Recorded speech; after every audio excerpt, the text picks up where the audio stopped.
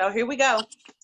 Good evening, everybody. This is Reagan Adams with All Things Reagan. Thank you for joining us this evening. We have a wonderful panel for you this evening. It is He Said, She Said.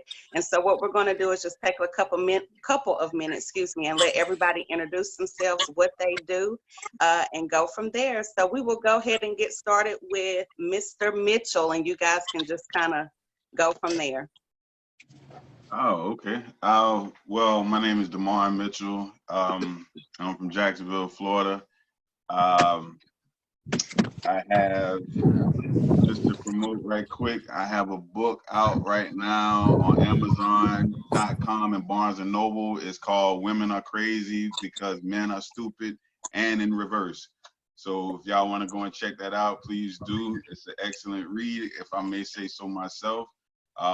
And it's definitely a conversation starter. So yeah, that's me. What's happening, people? All right. Thank you for coming. Who's next? Definitely got to let Virginia go. The ladies go first. All right, ladies. Al. I'm just sitting in the house. Sorry. My name is Autry. I am a mother, and I live in Knoxville, Tennessee. I'm originally from Ocala, Florida, but I currently reside in Knoxville. And you also do poetry. Yes, I'm a spoken word poet. That's what I do in my free time, when I do have time. So, but yes. All right. Well, thank you for coming, Sister Yourself. Hi, everybody. I am Yaricel Colbert. I am the owner of Advent Insurance and Financial Solutions. I am a full multi-line agency, and I am in the state of Georgia and Tennessee. So I offer auto, home, life insurance, retirement, and supplemental products like cancer, heart, disability, and accident. I also am the owner of the Real Spa Growth LLC, and SPA is an acronym, stands for Service, Purpose Driven, and Attitude. We do a lot of things, particularly in the beauty arena, events and stuff like that. I've had that business for 12 years, and I've had the insurance agency for 3 years. All right. All right. Between Brother Fred and Brother Marvel. Okay. My name's Fred Sturdivant. I'm here at Warner Robins, Georgia. I work for the government, doing government contracting full time, but also me and a friend have a nonprofit that we started called Fathers Among Men, where we got a facility in Macon where we're working with fathers on different programs and activities in the community. And we're constantly trying to build that. So I also have a daughter, 6 years old, so kind of here doing a lot of that work. All right. Last but not least. All right, everybody. My name is Inyatu Marvel. I am from Chicago, Illinois, but I'm broadcasting from California because I decided to quarantine where the weather is a lot warmer and the sun is out a lot more. It's the type of person that I am. I see a huge divide in Black culture between men and women. It's deliberate. It's been a long-term strategy. And I realized that we need to see more positive images and more positive conversations about Black love and Black marriage. So I started a social media campaign called the Black Men and Women Unification Project. Ironically, I used to be the co-host for over a year of iHeart talk show called He Said, She Said. and currently I'm a weekly guest on a couple of podcasts, and I'm often invited to do relationship, dating, and marriage and being single panels around the city, even at the Black Women's Expo. All right, and that's why I picked you. You probably didn't know that, but there was a motive. So Okay, great. Like I said, everything is strategic nowadays. So anyway, let's go ahead and get started, and you introduce yourself. So the question today is dating dead? And if so, who killed it? Or what killed it? I love to jump all over that. Definitely dating is not dead.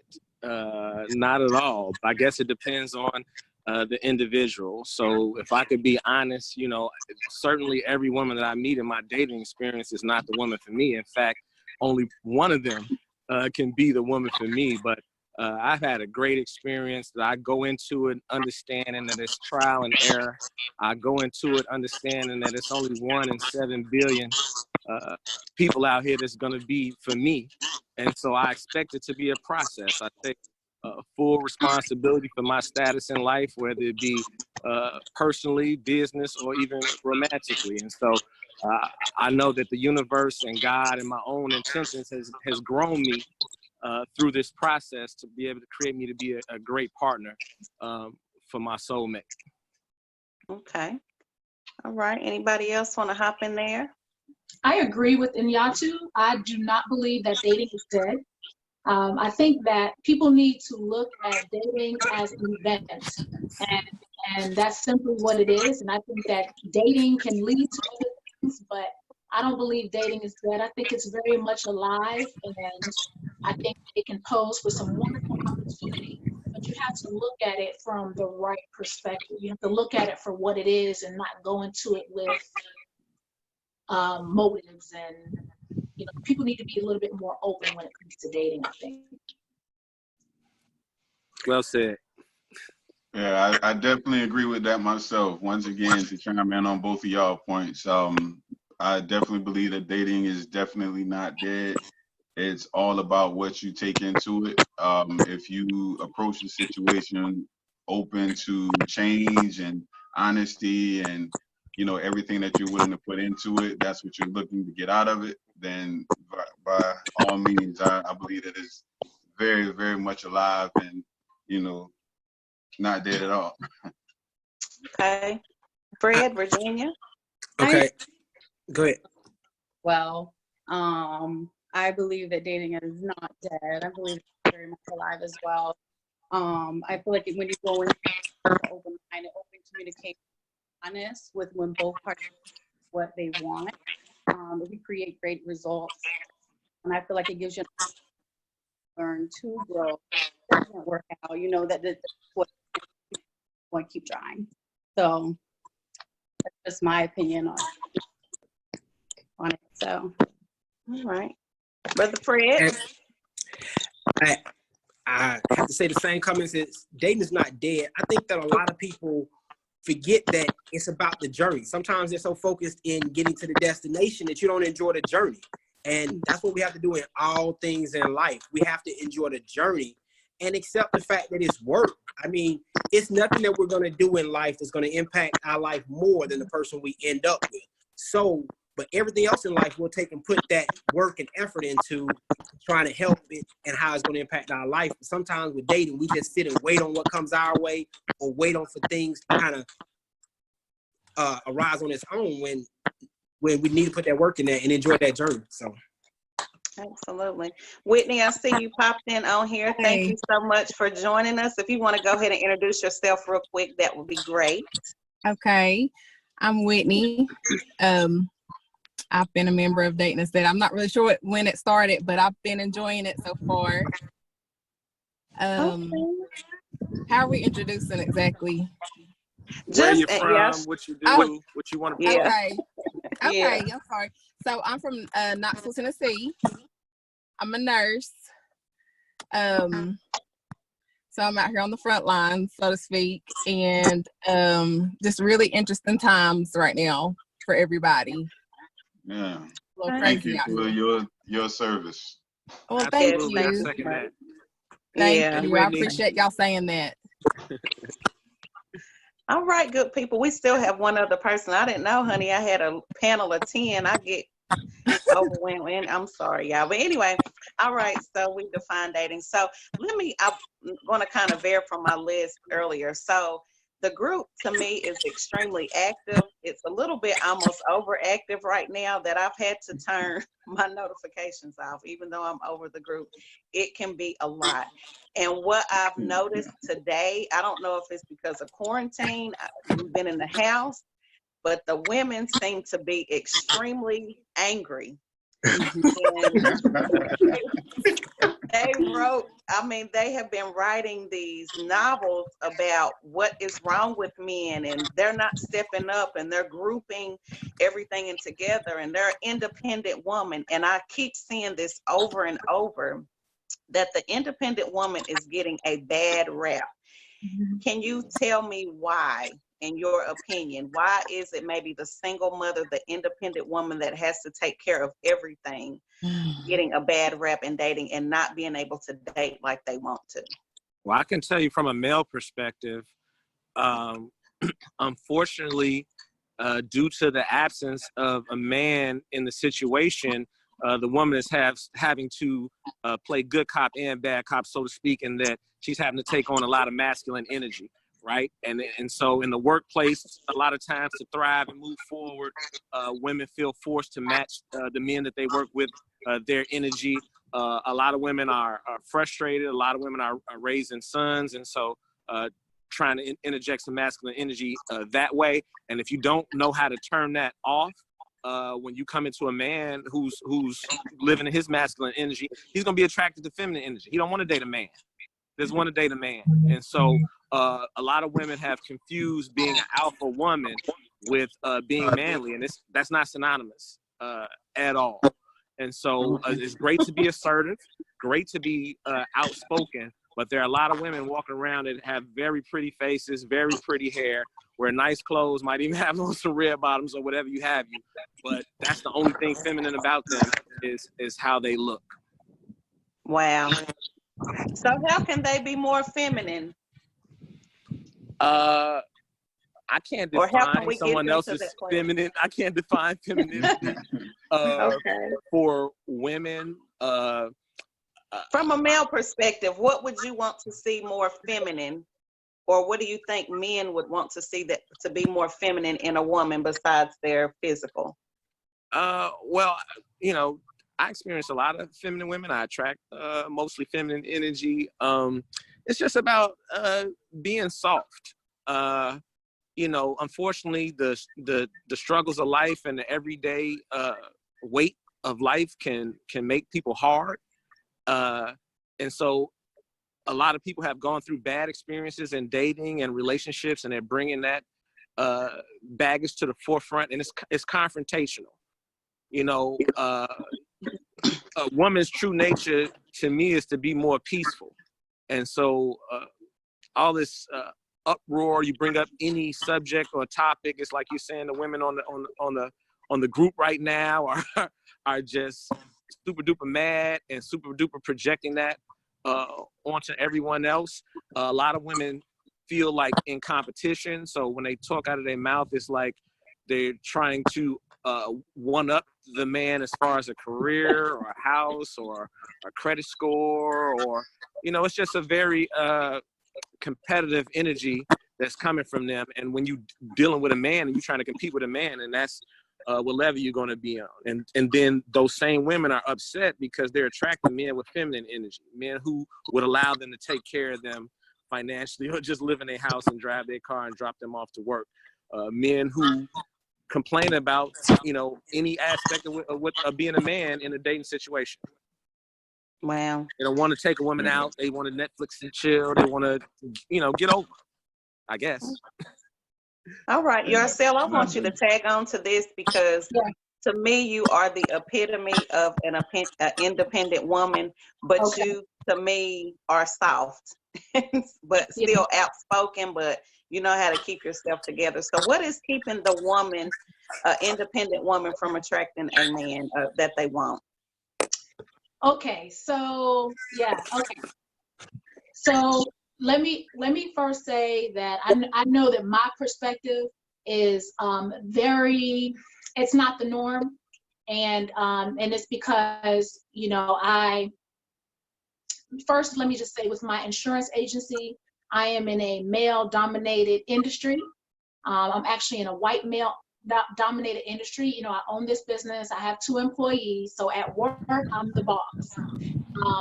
And with my beauty company, the Real Spa Girls LLC, I work with only women. I have 210 women on my team. And And so we have two guys, actually, let me take that back. We have two guys, but majority women. And then on a personal side, I'm a mom of 3 boys. I would be that person that you would say is very independent, very strong. I was a single mother for many years. I raised my son. I had him at college with me, raising my son, going to college, working 2 jobs, and all of those kinds of things. But I think for me personally, so when I hear women talk about, that strength that we hold, I understand it. I had a very strong mom, so I get it. But at home, I do not want to be in charge. And I think that for me personally, I meet when I am in a relationship right now, but when I wasn't, I would meet a lot of guys, and I think a lot of men were attracted to my independence, that, I could take care of things on my own, I had my own, and that they were attracted to that. They were attracted to that go-getter in me. I'm a go-getter. Like, I've got big goals and big dreams, but I'm going to support you. I think what women have to do first and foremost is we have to understand that even though it's traditional to have roles, we do have roles. I feel like a woman can be very strong, but she can still be that helpmate. I hate to take it here because I know some people get real funny about it, but I just believe in the Proverbs 31 woman. Absolutely. She was strong. She was beautiful. She was an entrepreneur. She had everything going on, but she still advocated for her husband. He was still the head. She still went to the market to push people to his business. She still supported in that kind of a way. So I think women have to understand is we can be strong, but you can still be a woman. And honestly, I think there's nothing better than that. I like taking care of the home. Like, before I got on, I'm in the kitchen, I'm rolling sushi because that's, we can't go nowhere. But I like to cook and I like to take care of home. But at the end of the day, I can boss it up. And so you have to be okay with putting on those roles. Another thing too, I feel like with women, they feel like they have something to prove. Like, show me that you can, do this, that, and that with me. We put a lot of pressure on guys, and I feel like some of the pressure that women put on men is or some of the things that we expect from men, those are things you should expect from God only. And then it takes that pressure off of this guy who you want him to be this Superman. It's just unrealistic. I think we just have to learn individually roles as a woman and things of that sort. And I think that then we can come together as man and woman, and I think it will be a better experience for us all. But there's a balance, and I don't think the balance is that difficult. I think women make it really difficult. Yes. Say that again. Women make it difficult. I think women, you make it difficult. And you make it difficult. I speak from my past experience, things that I've learned, and then I also speak from the fact that I literally am around majority women. I work with women. My employees are women. The women that I know, they're all different ages, and we deal with some of those same issues when it comes to like struggles. I mean, from younger to old. So we just gotta get together and really help one another to learn that balance. And it's okay. Like, it's okay to, I mean, something as simple as if you ask the man to take the trash out, you don't have to nag him 100 times. As long as he's taken out, you gotta let that go. And I mean, it's just those little battles I think that we pick with because, we want something done now, or we just got to learn how to have that balance. And also too, something you said, Reagan, and I'm taking too long, I know that, but something you said about keeping yourself up or whatever the case is, I think that's also something, that I think women have. We're losing that part. At one point in time, with women, especially in the African American community, we did our hair, we kept up. You know, you went out and you looked nice, and you really, you took care of yourself. You got up and you put on some clothes on a regular basis. You know, we didn't just, if you look at me for who I am, we took pride in our own individual selves. We didn't look for the man to be the reason that we wanted to take pride in ourselves. Absolutely. Mm-hmm. Back to that place to where you take pride in yourself because you are a woman, you are a lady, and you want to look good for yourself, you know? So that's just my thing. Okay, Fred, let's hear from you. What do you think is the problem with the independent woman? And we're going to keep it short because, y'all, I got 50 million people on the panel. That's my fault, not yours. Let's go. Sorry, guys. It's okay.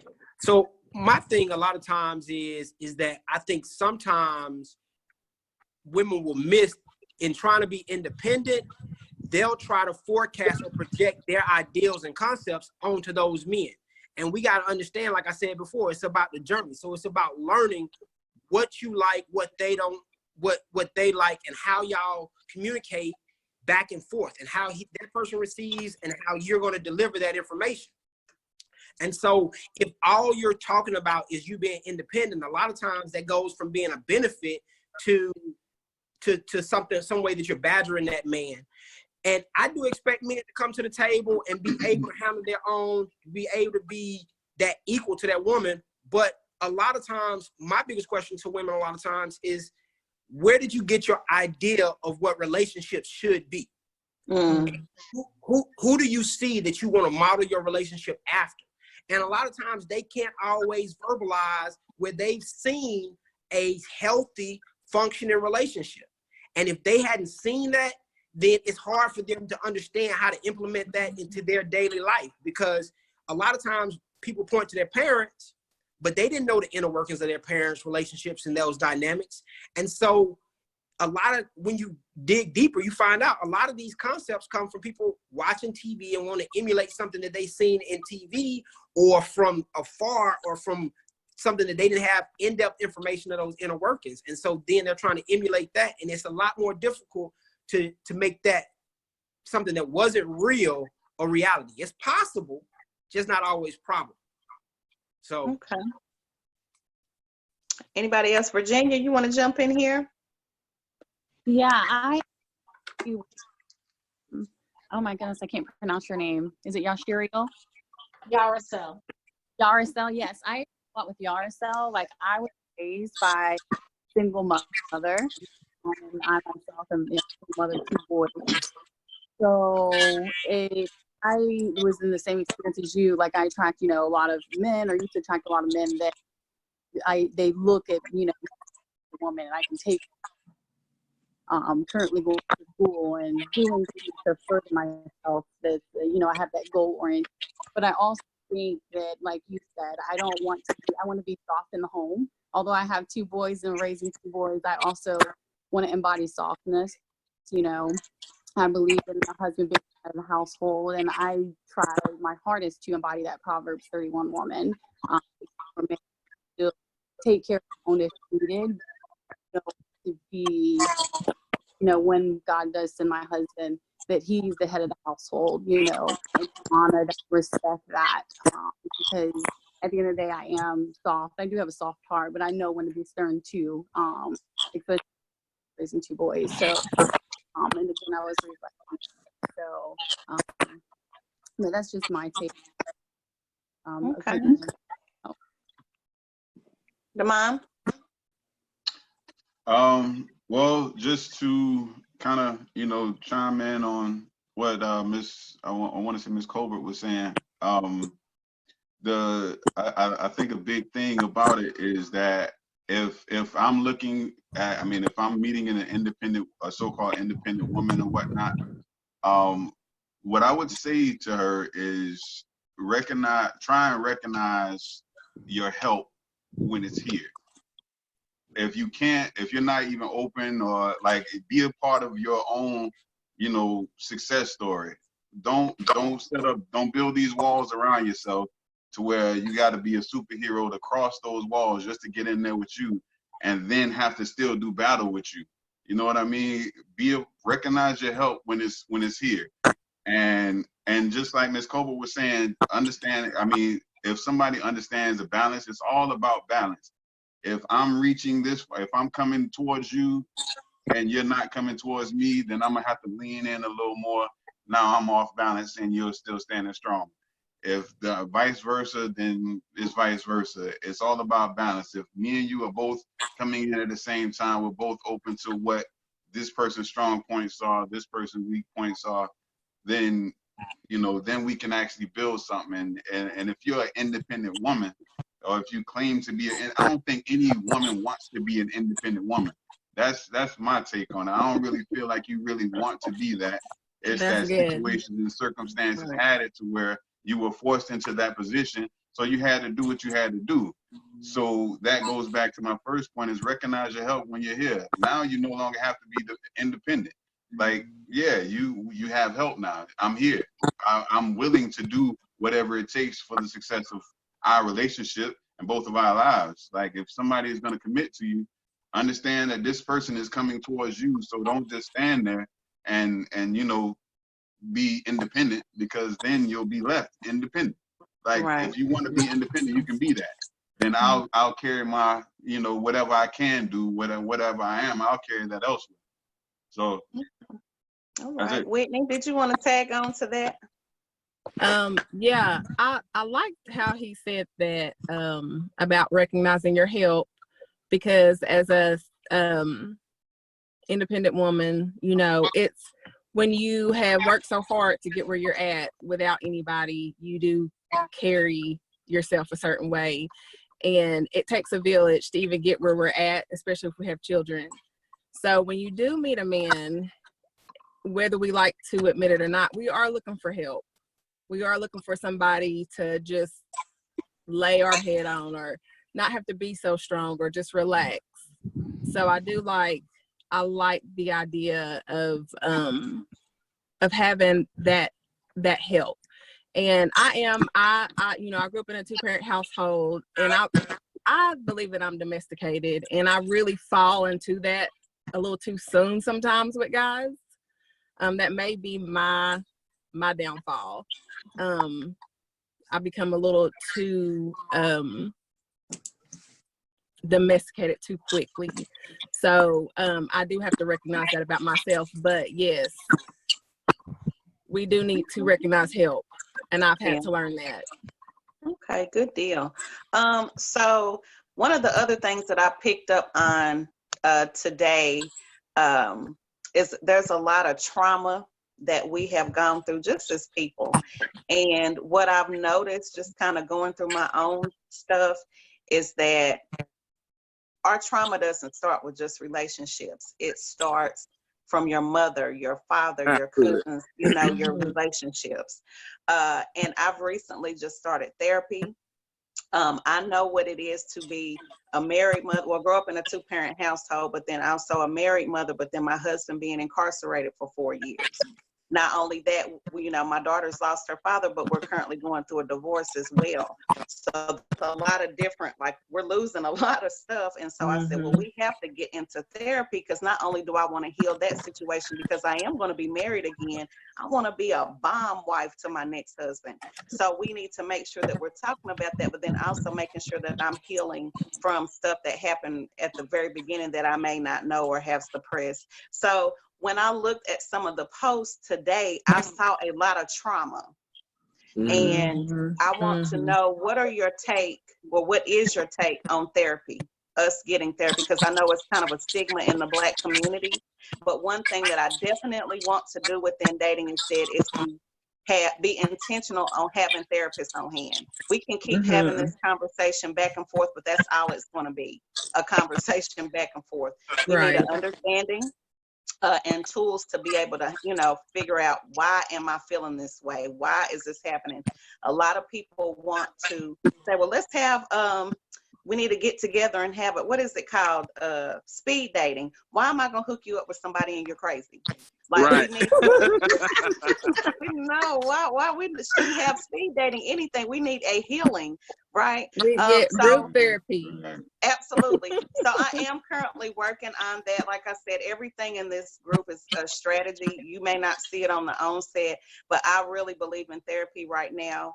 And so I just want to know what your take is on therapy, and do you think that could help or hinder? Because some people like, I don't need a therapist. So what is your take on that? Brother Marvel, if you could I start love us to out. jump in on that. Yeah, I am a passionate advocate of therapy. I think all Black people need it just from birth. What we are born into in this world, no matter who our parents are, no matter what area of the country we live in, we are born into a traumatizing situation. And as we age through adolescence, we become more and more aware of, what our parents have been through and what we're facing, what we're going through, and it's traumatic. I don't like to use things as excuses, but it's just a reality that we all need therapy. And then when you extend that into the dynamics of what your parents were or were not to you, what your childhood looked like, and on into adulthood, we all need it. I think it's a great thing, even if you don't think anything is wrong with you. You think you've unpacked all of your baggage and everything. It's just good for maintenance. Like, we think that our friends and family, because we love them and we've known them a long time, that they're the best people to vent to and get advice from. And when it's actually the opposite. They're biased. They're not professionals. They don't know. A lot of times they end up throwing it back in our face or judging our relationships based on what we've shared with them. And so it's really a unhealthy habit that we have, where rather than seeking therapy, we run into friends or run into social media to unload all the pain and trauma and the walls that we have built up onto other people, whether it be in person, on the phone, or on social media. So I definitely think that everybody should experience therapy. It's illegal for them to tell anyone else. They don't know anyone else in your life to be biased or to judge you. And so a lot of times you just need to hear yourself say some things out loud to heal. It's not that a therapist is this life expert that's going to tell you every step of the way the right thing to do in life. No, you need to hear yourself say some things. It's not the same. That's why they say write your goals down, because thinking something in your head is totally different than actually hearing it in your voice coming out of your mouth or seeing it written down on a piece of paper. And so everybody get in therapy if you can. Yo, if I can jump right in, that is one of my I want to say affirmations. Sometimes I always tell people, sometimes God speaks to you through you. And sometimes when I'm sitting there talking to somebody, even about their own situation, because I'm gonna keep it all the way 100 with you. Sometimes I'm speaking to somebody, and I would say something, and I would have to step back and be like, "Whoa, that was mine." You know what I'm saying? Like that was mine right there. Hold up, I don't even think that. I hope it helped you, and I hope you heard it. But that was mine right there. You know what I'm saying? So I always felt like sometimes God speak through you. I mean, speak to you through you. And so absolutely, I 100% agree with that, man. If you don't have an unbiased space where you can actually unload some of that stuff that we're carrying throughout our days, throughout our lives, then it's not healthy. It is completely unhealthy to just wake up every day, go through the same motions, and go to sleep, wake up and do it all over again. You have to unload that stuff somewhere, and you have to have an unbiased, honest space to be able to do so. And I feel like, honestly, this is a form of therapy in itself. Just having this group, having these conversations, sometimes just posting that stuff, because at some point throughout that, because it's, I don't want to go too far, but at some point throughout people posting all of that stuff that they've been posting, they either get called out on something that they already know about themselves, or they get to see that, something's going on with me. So in that form, I feel like it is some form of therapy that we actually going through in this very group in itself. So I'm definitely appreciative of being a part of it. Okay, thank you. Brother Fred? So I believe therapy is something great for everyone, right? Because you get an opportunity to get a space, get some professional opinion. But I think also it's important to make sure that you build your village intentionally around you. And that is kind of what I believe brother just talked about, in having that therapy with the people around you, conversations, because it's like a therapist is going to know, and you be able to voice some opinions and some thoughts with them and get a professional opinion about that. But you also need people that see you in your everyday life, that can see you going wrong or see you going contrary to what you said, and be able to know enough about you to help get you back on track. And sometimes we lend that only to the people we grew up with or the people that we've always known. You know, a lot of times us as Black people, we stay so guarded in making friends in our adult lives that we don't really connect with other people. And so I think therapy is definitely good, because that's where it's going to start. But you need that to start and then spill off into your everyday life as well. I mean, and we don't always do that. I went to an event, you know, earlier this year that was like a big ski trip. And in a group setting, somebody was talking about me and a friend and some stuff that we had did while we were there. And it was a guy that went to the event that was in the area where I live in. And man, he looked me up on there and said, hey, everybody kept talking about how solid of a person you are. You know, hey, I'm in this area, we should connect, you know, and go out for drinks. You know, and it was just two men going out for drinks. We've been, you know, interacting, chopping it up. Why? Because we have similar ideals. We take care of the people around us, and we keep that positive energy. And so we have to be strategic with the things we do in life. You know, every friend we have, we can't open up to, because they may not be the type of person that give us that kind of advice. But I think you need a therapist, you know, as one component of making sure you're mentally well and emotionally mature. But you also need to have those people that you put around you for your mental well-being. Not just because, hey, we can go out and hang out and have fun, or we just like the same things. No, you got those people in your circle that genuinely help benefit you in the things that you want to see in life. So I think that that's equally as important as having a therapist too, because we're not usually as strategic with that. We say, oh, we become friends. Why? Because we happen to be in the same place at the same time or whatever, and that's it. Right. You know, instead of, hey, this person is going where I'm trying to go. You know, they handle things, you know, in a different way, but I like the way they handle things. You know, I think that we can both be a positive influence on each other, you know, in a lot of different ways. So you need to have that, because the therapist is only going to see you once a week, once every 2 weeks, you know. And so you need those other people around you that you start to build, so you can continue to work on your mental health and continue to help grow and become who you want to be. Okay. Anybody want to tag on to that quickly? I have something real quick to say, especially to people who are married.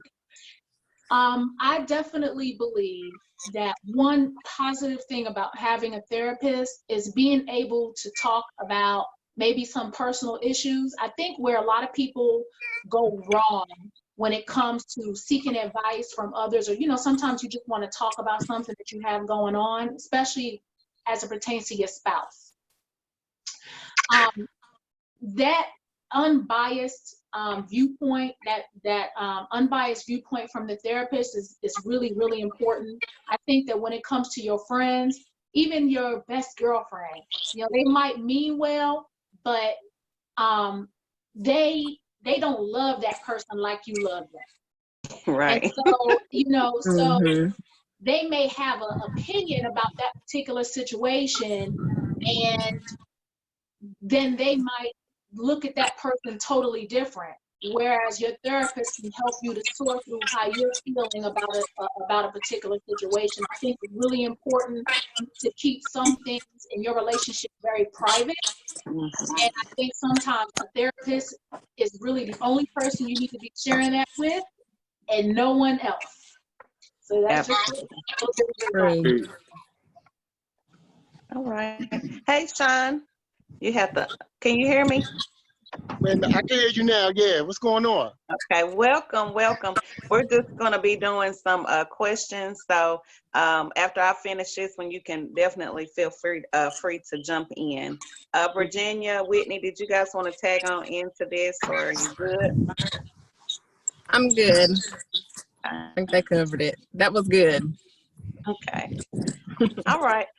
Okay, so next question. I think I probably have about 2 more and I'll let you guys go. So what is the biggest mistake or the biggest mistakes that men and women make in the dating process? Like, let's just say you're meeting somebody for the first time. You know you really like them, and you guys are hanging out. What are some of the biggest mistakes that men and women make during the beginning of the dating process?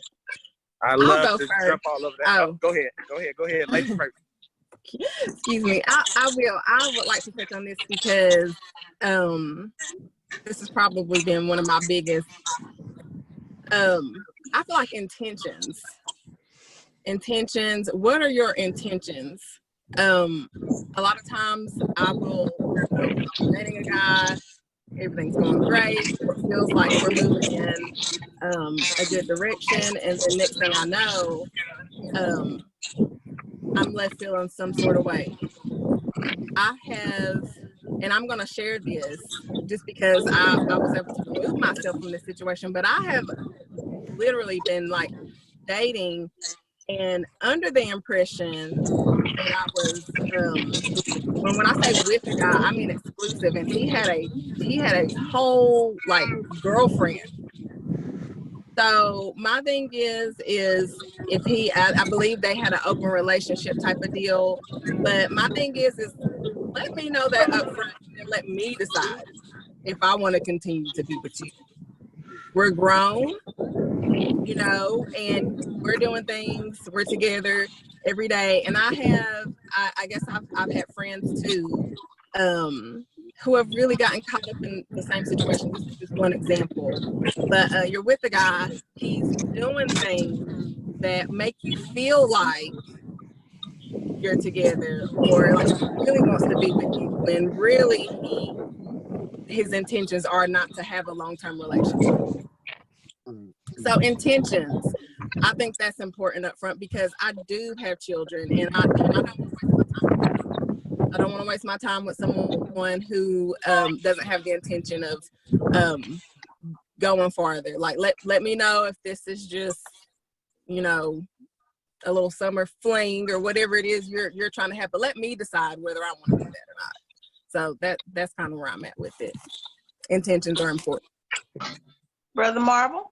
All right. So I believe the question was, what is the biggest mistakes that you think that men and women are making? And I think one of the biggest mistakes men and women are both making is meeting people and telling them what they're looking for in the first conversation. Right. That people are giving someone the total playbook to play them. So when you're dating somebody, the objective is to get to know them, not tell them what you want them to be. So rather than telling a person what you're looking for in a man or in a woman, you should be trying to ask questions that help you determine what type of man and woman that person already is. I think people get so frustrated in dating that they are looking for whatever this new experience to be their last experience. And so you try to force people into that box. Another thing that I think is a huge mistake people make, and I'm just going to give two, is I think people measure the strength and the expectation of the relationship based on time. And I've seen people date for 6 months and have nothing but surface and superficial conversations to where they don't really know each other any better after 6 months than they did on the first 2 dates. There was some movie, I can't remember the title, it was about the hair, but the guy told the woman that he felt like he had just been going out on first dates over and over and over and over and over again with this woman, that he had never really gotten past the first date, even though they had been in a relationship for a year, because she was trying to just be Miss Perfect and not really let him get to know her and see who she truly is. So I think those are the two biggest mistakes, is telling the person what you're looking for and then measuring the success or the strength or the expectation based on how long you guys have been dating. Okay. So I'll piggyback off of that and say the things I think are a lot of times is forcing your ideas and concepts of a relationship on that other person. Right. Because a lot of times we always talk about having effective communication, but effective communication means that, again, sending and receiving. And a lot of times, like in the scenario that Whitney just spoke about, I believe it was Whitney, it was assumptions somewhat in there where we have to always, if my mindset is that you have to always have that conversation. So we have to be willing to do the work that it takes for a relationship. And a lot of times it's easy to just meet one person and say, hey, I met you, I like you, let's move forward. Or I met you, I like you, and because I see the things that I like, I want to move forward with you, and just assume that that's how things are going. But we know everybody is different. Everybody's not monogamous. Everybody doesn't believe in wanting to be married. Everybody's got those different things. So I think we have to have those conversations. And instead of assuming that things are going to move forward in a positive manner, you should always have those conversations about, hey, this is how I move. This is how I date. This is what I want. What are your thoughts, or how do you phrase the things that you want in that dynamic? Because if we just force what we want and assume that everybody dates how we date or everybody moves how we move, it's easy to get caught up in those first initial interactions and feel like it's moving forward or feel like it's growing. But you didn't have those true conversations to say, hey, this is how I date. This is what I want, and definitely, hey, he might have been in an open relationship, and because you didn't have that conversation, he didn't never feel like volunteering that information yet.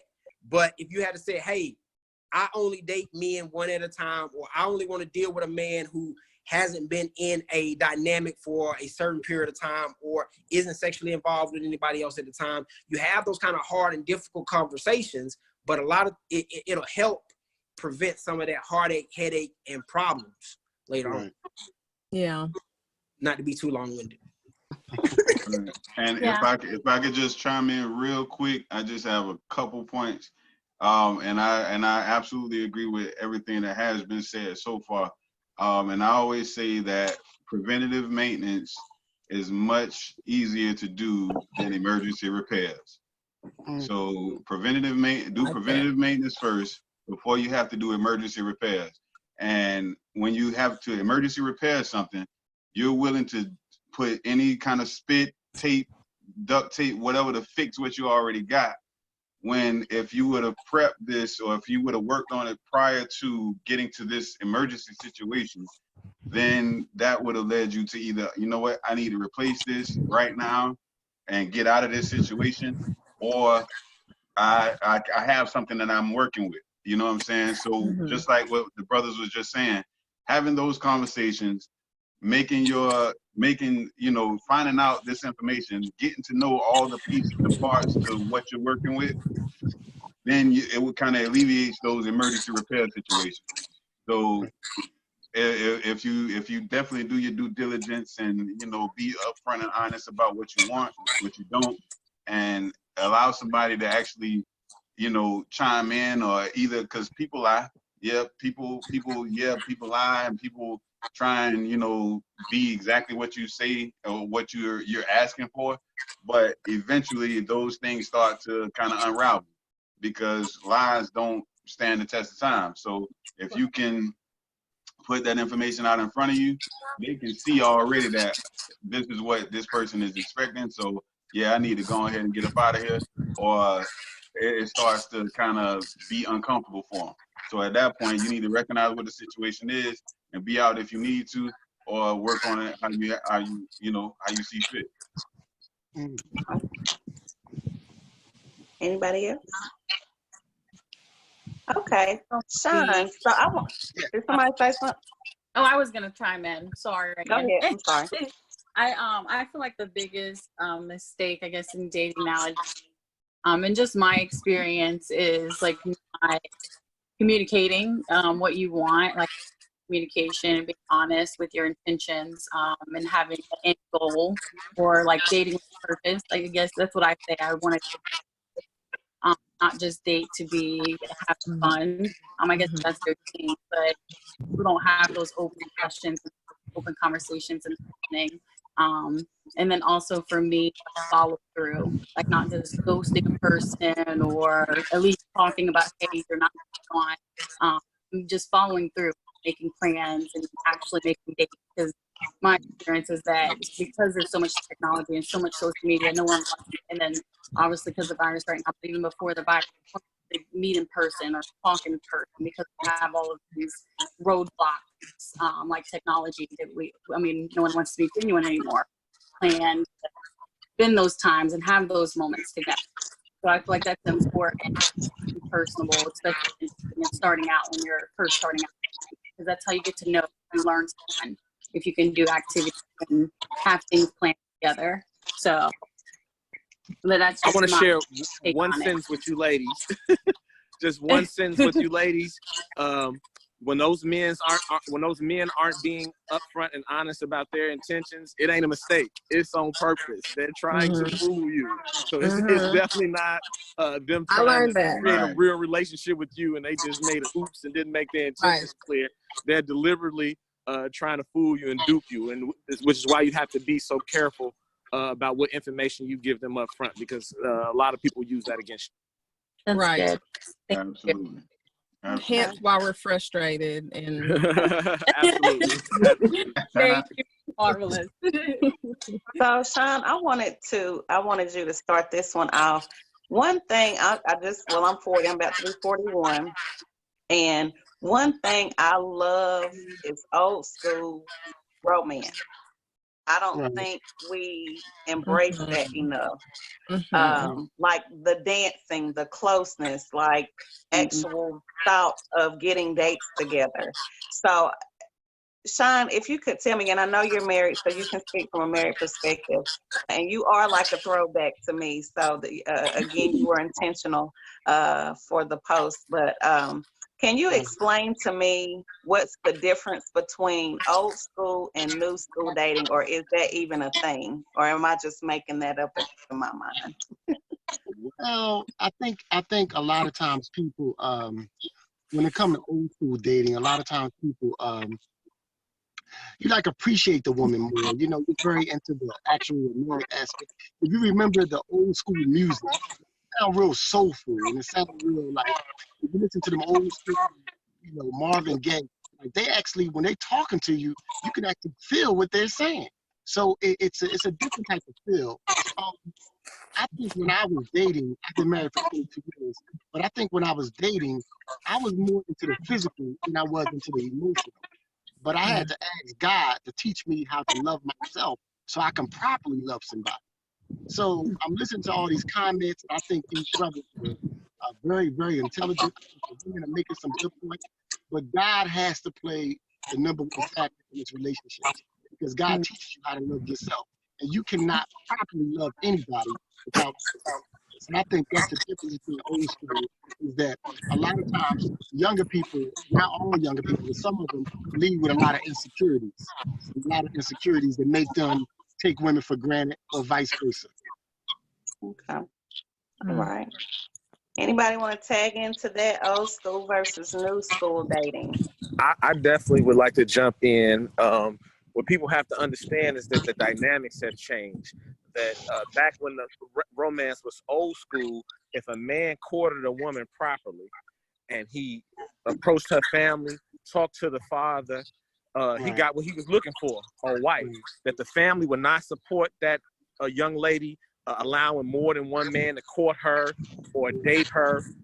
Definitely would not be encouraging the type of language that I see women using on social media. And so I see men trying to do less and less and less of old school romance because they understand that at many times they're not going to see the return on investment. Unfortunately, it's not the majority, I don't think, but there's a significant number of women who are willing to use a man for a free meal, use a man for a free date, use a man to pay some bills. And so this wasn't as prevalent back in the day as it was. And so if a man or any person thinks that if they invest their time, their energy, and their money, that they're going to get a huge return on their investment, they wouldn't hesitate. If a guy knew that he was going to get a bomb wife, if he went through these steps, he wouldn't be hesitant. He's concerned about going through these steps and trying to live up to these social media images of what a power couple is, or what Right. dating is, or all the effort that should go into it, and has no guarantee or even a likelihood of seeing the same level of return that a man who put that same level of effort 20 years ago or 30 years ago would have gotten. Right. I agree. That's good. Anybody want to tag into that? Old school versus new school dating. Well, Okay. I'm more of a I like to I'm almost 40. I'm gonna be 40 in a few months. Right So on. I like to think I came in on the tail end of the old school. Now I'm still, a surviving member of the generation that appreciates that. Right on. You see, So I'm still saying right on, right on. right on, brother. You dig? So I definitely agree. Appreciation of the woman that you have, and having that, just having that genuine love for that particular person. If you was blind and you couldn't even see her anymore, all you could do is feel the love that she had for you. That's the type of stuff that I want to that I want to have. If I lost my sight, if I lost my legs, or vice versa, I want to be able to express, exactly what I feel about the woman that I have. And I Right. don't feel like a lot of people nowadays even have that thought running around in their head. You know what I'm saying? That they don't want to have to show it every day, or they don't want to have to do it every day, or they don't want to have to, be in it. They just want to wake up and it's that, and go to sleep and it's that again when they wake up again. And they don't want to have to actually work. But I enjoy doing the actual work. I enjoy doing come in and dance with me. You know what I'm saying? Our song playing. I don't care where we at. We could be in Home Depot. We could be in, and wherever music playing, and then we hear our song, and I see this woman, and I wanna hold this woman and have this very particular moment with her, and that be it. And we can talk about it later. You know what I'm saying? But that's the kind of stuff that I'm still holding on to that. I probably went off, bro. I kind of drifted off a little bit because I'm serious about this. But You was ready to y'all, you know what dance, I'm saying? huh? No legs, no arms, love, baby. Yeah. Anybody You was else? speaking with passion. You was speaking with passion. I felt I that. think if we go What? back Hey, real to, talk. I think if we go back to the foundations, the things that make the black men and the black women, the relationship strong, if we go back to the foundations, I think you will see some of that old school love. And I feel like, as a woman, I feel like a lot of times, I always try to speak from the perspective of a woman because that's what I know. But I feel like we really hold the key to a lot of that. And what I mean by, I think that there are some things that are naturally in men.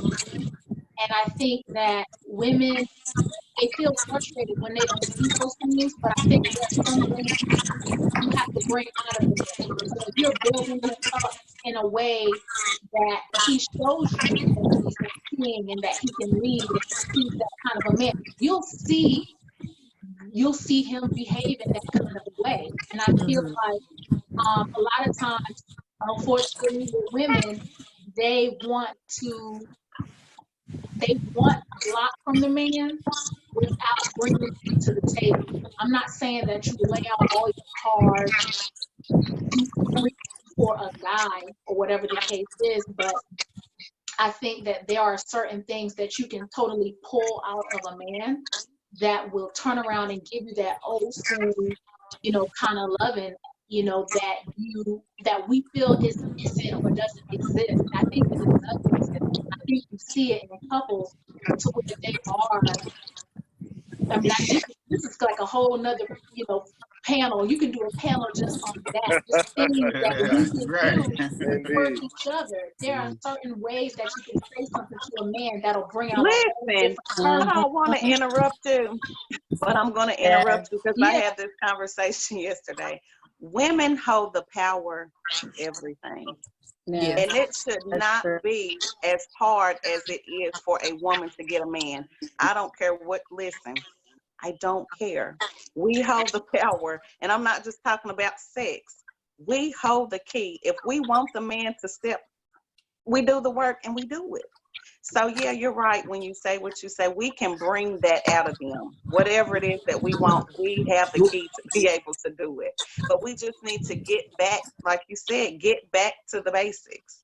Mm-hmm. I'm excited about the quarantine Mm-hmm. because it's really bringing us back to basics, going back home, learning how to cook, being with your family, learning how to do those basic things that we've really gotten away from.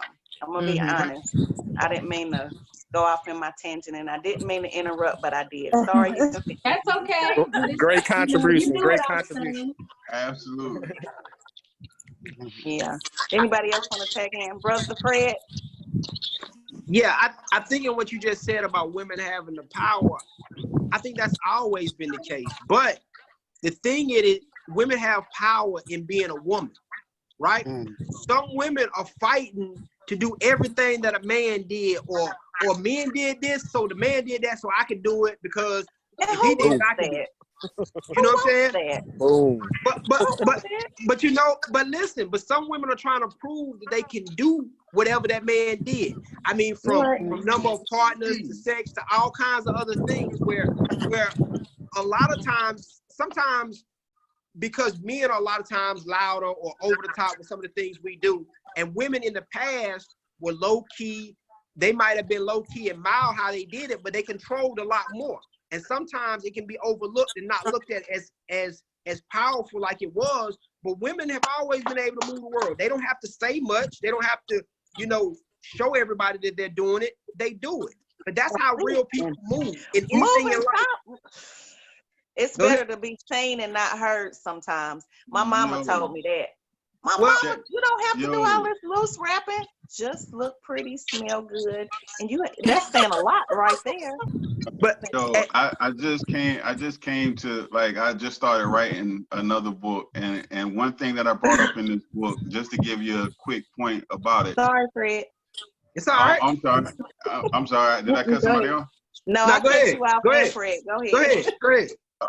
Okay. What I was about to say, that men, we've done so much trauma to ourselves, Right. And that trauma was taught by older men that had no idea what they were showing a younger generation, right? So with that, we took that and went out into the world and did everything that we did, and all the trauma that we have to deal with on top of, with that, and all the repercussions that we deal with that. Right now, women are taking, or some women are taking that very same idea, like, look at these men, look at what they're doing, I can do that too. But what they don't understand is all that trauma we're still dealing with. We are still working on ourselves and trying to recover from the trauma that we already did to ourselves. And women are not built like that. Women are not meant for the stuff that men actually have put themselves through. We're not even meant for it. Y'all are much more emotional. Y'all are much more, nurturing and loving and attack. We're more dominant, and we're more just like, I'm gonna go and conquer and do all this. And now we have to recover from all the trauma that we inflicted on ourselves. Right. So after that, I don't even want to see it, how it's gonna play out in some of these women's lives, that, okay, a dude did it, so you know what, I can do it too. No, that's not the way to go. That's why a lot of these men have problems committing to a situation, because a lot of our trust issues, and I'll say this is my last point, a lot of our trust issues come from the things that we've actually done with other men's women. Right. You see what I'm saying? A lot of our trust issues, a lot of our insecurities, a lot of our flaws come from what we've actually done with another man's woman.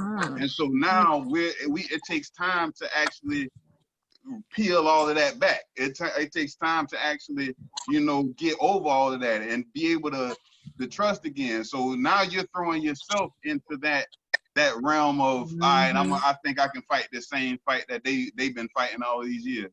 And now you don't even know what you're doing, because we didn't know what we was doing. We was stupid. Man, that's it. I'm sorry. I'm done. I love to hear you say that though, because it makes me feel like men are actually thinking. I didn't know men even thought like that.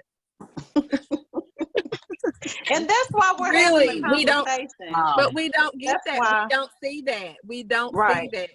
For a man to say that, I'm like, wow. One of the big things to kind of unreal. tag in and jump in kind of on what you were saying, when I've interviewed men, and I know this to be true in my own marriage, is women don't take time and listen. And I even see it in the group where even when a woman will say something and we'll ask for the men's opinion, the woman will speak. Nobody asked you. First. Yeah. You need to let him talk. If you want to know what he is thinking about dating, what he's thinking about you, I'm asking questions. People are asking questions intentionally. You want to know what they know, or you want to know what to do, let them speak. And one example, I remember my husband and I, when we first got married, because we didn't know how to communicate, we would always go back and forth. And I was like, somebody's going to have to shut this down, because we can't keep going back and forth. We need to learn how to communicate.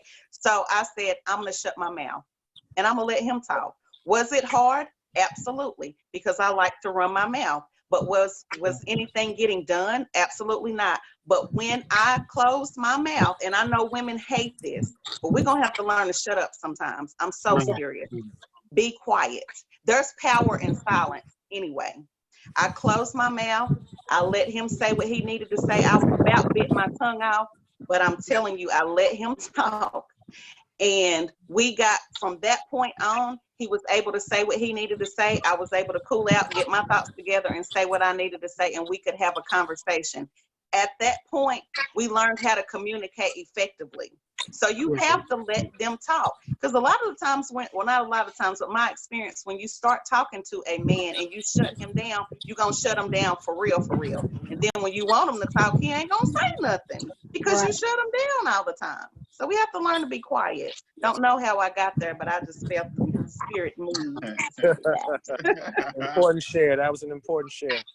Absolutely. Anybody else? Okay, I have one more question. I'm gonna let you guys go. And like I said, you're gonna hear me say intention a lot of the time. So most of the people in this group are over 30. My range is really like 34 to 55. That is my age range. Where do people meet to date or find people to date? Or does it just happen? Is there like a place to go? Or, because I thought clubs were kind of out, so nobody's really going to a club. What's going on with that? Because a lot of women say, well, I don't know how to date. Now, my thing is, I see a lot of guys at the bar. So put yourself in position. Go get something to eat, sit at the bar and look pretty by yourself. So where do you find people today? Put 20 on a gas tank. Huh? I say put 20 on a gas tank, and she got to stand there and talk to you for at least a couple minutes. Hey, that's it for me. I get regular places, gas stations, grocery stores. You gotta eat. You gotta buy gas. Hey, if I see you there, I'm gonna try to meet you there. So that means we can't go out with our hair bonnets on, right, ladies? And our house shoes, right, ladies? The ladies kind of quiet on this one. Yeah, they That's quiet.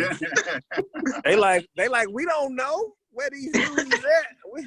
No, it's ironic. I mean, I meet women everywhere that I go, but I also attract a lot of women on social media, even though I don't use it as a dating site. I'm not the type of dude to jump in some woman's inbox like, oh, I think you're so attractive. Can I take you out for a drink?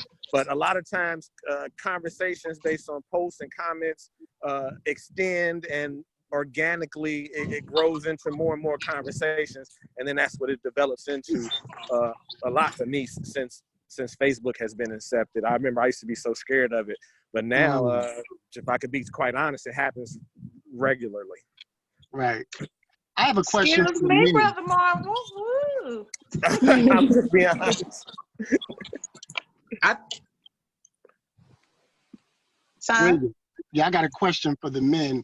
How do y'all feel about, and I see this happen a lot in families, and I sit down and watch people talking. How do y'all feel about women who have been hurt or bitter, whether it's aunties, grannies, and they emasculate men a lot? Emasculating men. They make men feel like, they teach their kids to emasculate men, but that happens a lot in generationally, where women are taught conditionally to emasculate men. I see it a lot. You got the term "fuck boy" floating around.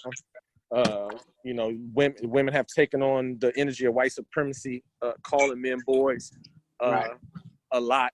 Most women have more expertise on what it is to be a man than what it is to be a woman. If you hear what comes out of their mouth, or you see what they post about, and that's where that stems from. It stems from white supremacy, and there was a period in time in our history where mothers had to do it to their sons to keep them alive. That if a young man had confidence and arrogance and looked the white man in the eye, he could get killed. So I come from a huge family. My mother had 10 sisters and brothers, and only the girls were allowed to go down south to Mississippi for the summers, because my 7 uncles were raised in Chicago, and we had a different level of freedom and a different energy about ourselves that ultimately would get us lynched down in Mississippi. And so a lot of women were training their men not to buck up because of that. And what it's transformed to in this new era, 2020, is women are raising their sons to be the man that they would want to date. And unknowingly are really emasculating those young men. And that becomes the stimulus for why these young men grow up to be grown men who resent women. Right on, brother. Right on. Okay. Word. Great point. Great point. That's a really good point of view. Thank you. Anybody else want to tag in? Well, the guys, because he asked the men, so the women can't say anything. So, speak your mind. I don't mind. So for me, from a guy's perspective, is I guess I just had to get in a place where a woman can emasculate me, because at the end of the day, I'm gonna be a man in any setting I'm in. If I was with a woman that makes more money than me, I'm still gonna be the man that I am, because I'm gonna handle everything that I need to handle. I'm still gonna provide that security. I'm still gonna provide that stability. I'm still gonna be able to enlighten her on some things in life, regardless, even if she may double my salary. Any setting I'm in, I'm gonna go in and I'm gonna be a man. And so sometimes we gotta look at our men and we gotta push them harder, because some of them growing up, they don't see what a man is, so they might not know what a man is going to be.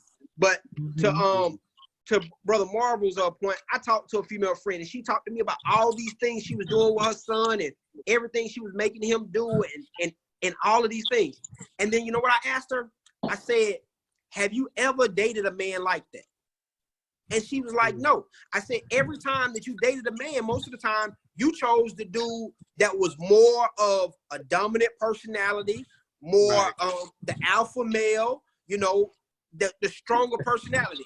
And so you're dating a guy and you're trying to create this out of your son to make him the guy that you ignored time and time again. Because every woman there has a guy that, thinks the world of him, usually.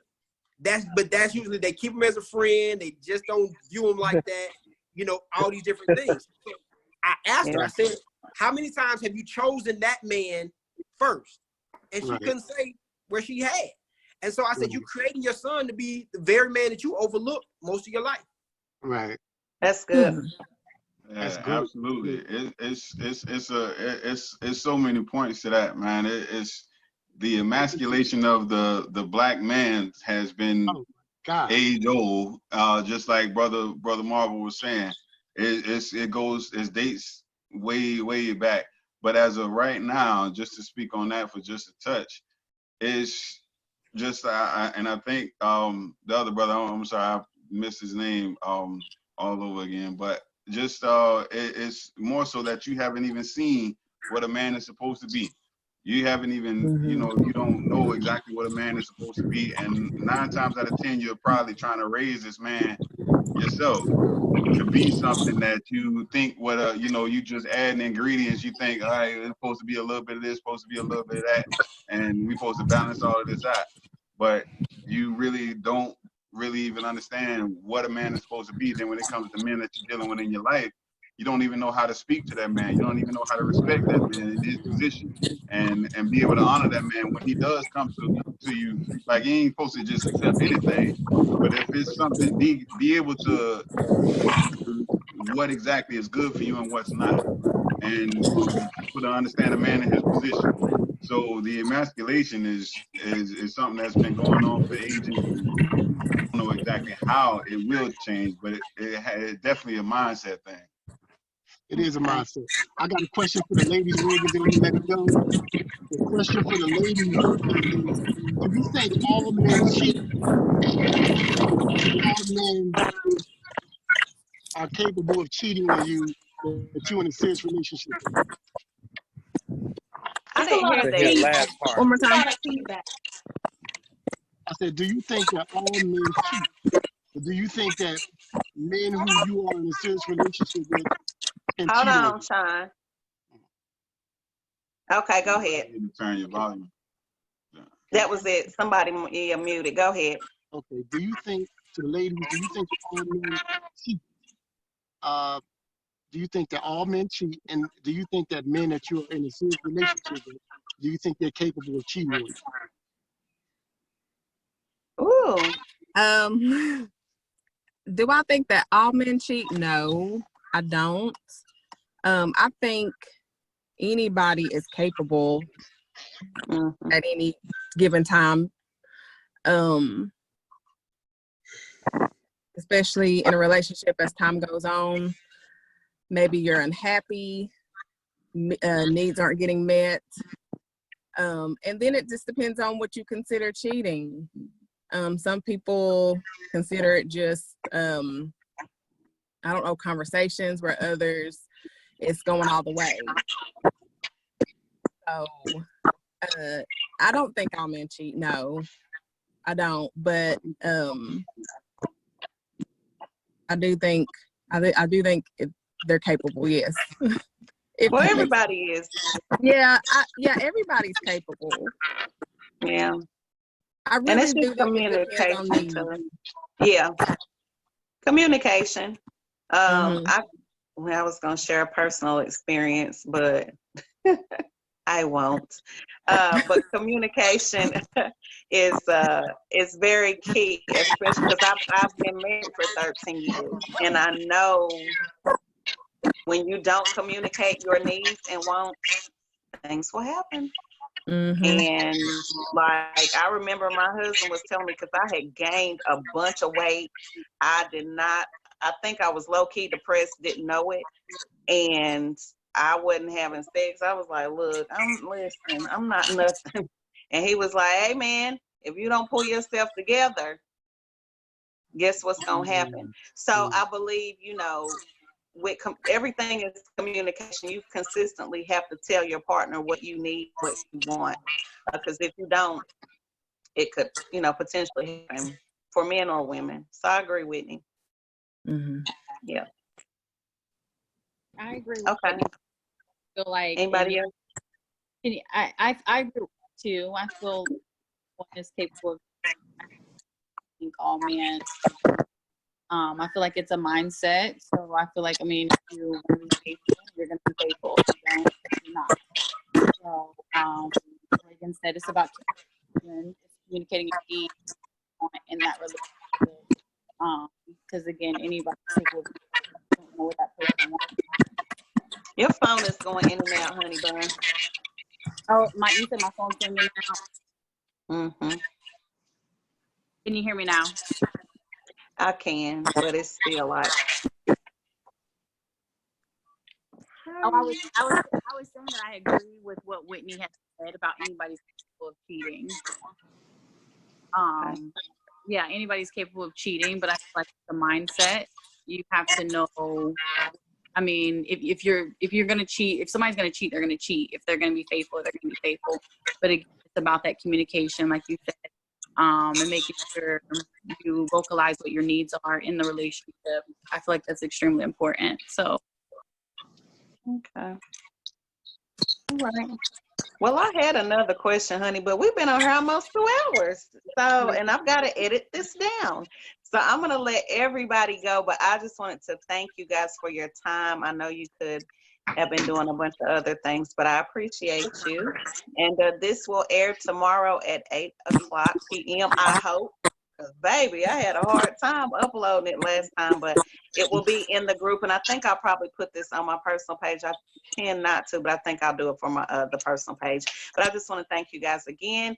And for the people who are watching, thank you for joining me. I am Reagan Adams with All Things Reagan. This is Dating is Dead. Reagan says, I think it, I see it, I do it. You guys have a blessed night. Bye. Bye. All right. Thank you Bye. guys Bye. so much. You guys See have ya. a blessed rest of the night. All right, Thank too. you. Bye. Bye-bye. Stay.